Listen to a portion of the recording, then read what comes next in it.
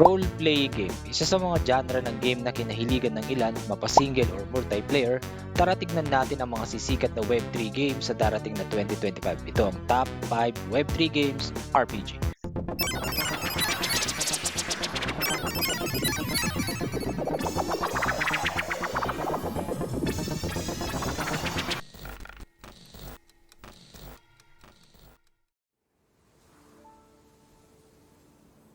Punta tayo sa ating top 5. Isang mobile MMORPG na didevelop ni Endless Cloud. So, Treeverse.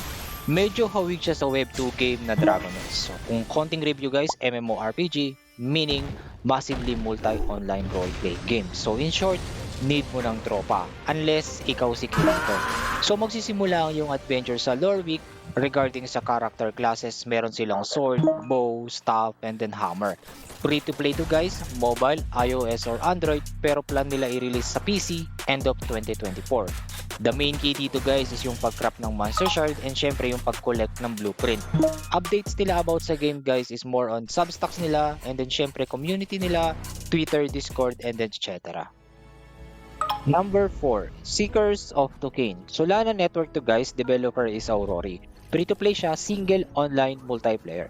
Pag sinabi nating single and online multiplayer, meron kayong certain mapa na makikita mo yung mga ibang player pero during expedition mo, ikaw lang. So to start the game, need mo ng 3 nefty and then para makabuo ka ng isang squad.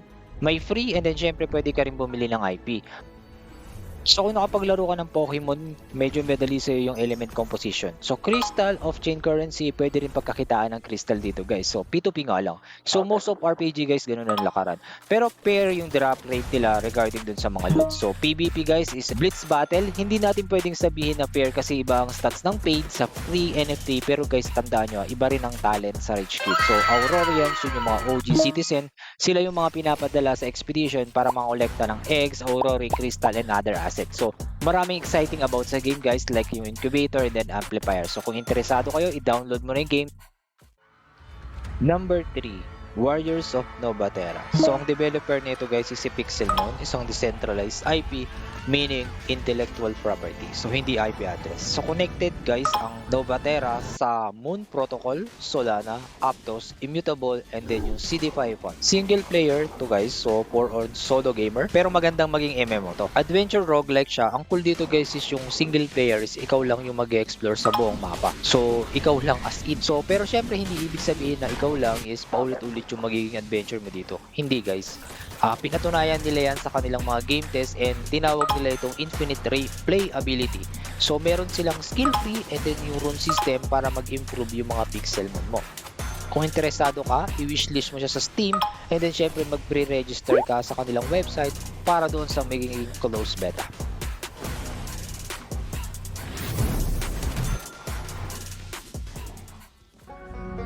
Chrono Forge. Greed is good.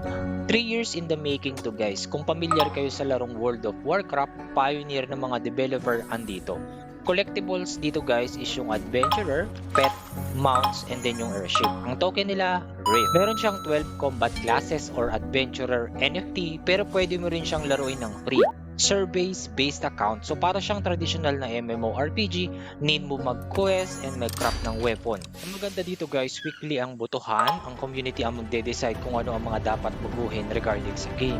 So Airship, merong 8, community, governed outpost o yung mga trading company. Meron silang pa-quest, tasks, and then syempre yung crafting facilities. Pero ang target talaga dito guys is yung smelting facilities na Chrono Forge. So botohan ang mangyayari dito, then temporary siyang i-open para makapag-craft ng weapon or gear. Pero syempre ang malupit na catch dito is hindi mo siya pwedeng i-abuse kasi dilubyo ang mangyayari.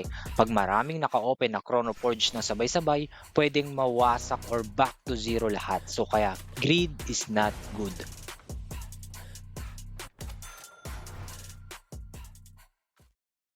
So punta na tayo guys sa ating top 1, Lumitera.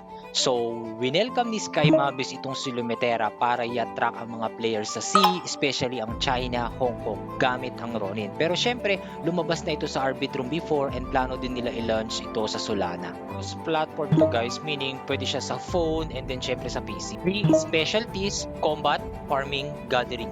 Dungeons are 100% drop rate, so sure na may mapupulot. So interesting ang tokenomics kasi guys, yung LUAUSD is nakapeg siya sa USD. So stable coin. Yung LUAG nag-earn siya through staking. Pwede nating i-discuss sa next video. So merong tatlong PvP zone dito guys, yung peaceful, danger, and then yung chaos.